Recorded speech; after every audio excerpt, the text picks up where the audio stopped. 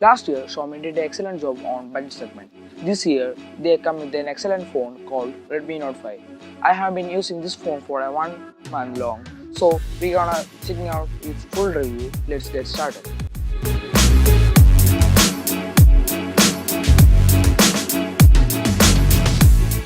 Xiaomi's Redmi Note 5 has 5.99-inch IPS LCD display.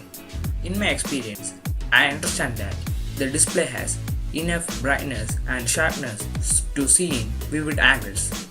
Let's talk about the build. Xiaomi Redmi Note 5 is built on metal.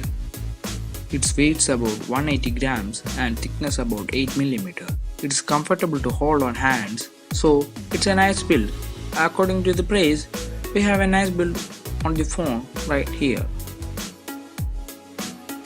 The fingerprint scanner is well placed and it is fast enough to unlock my phone quickly.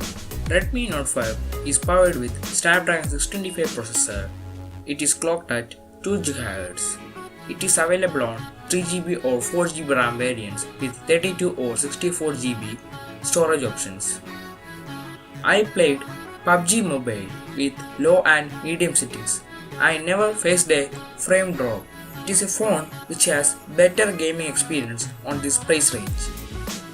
Redmi Note 5 sports a 12-megapixel rear camera with f2.0 aperture and a front-facing 5-megapixel camera with 1.7 aperture.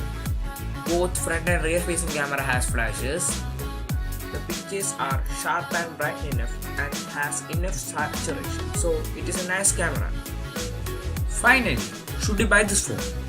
This is the best phone under 10,000 bucks that I can say.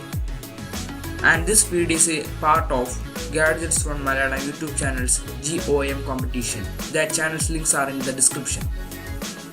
Thanks for watching. See you in the next one. Bye.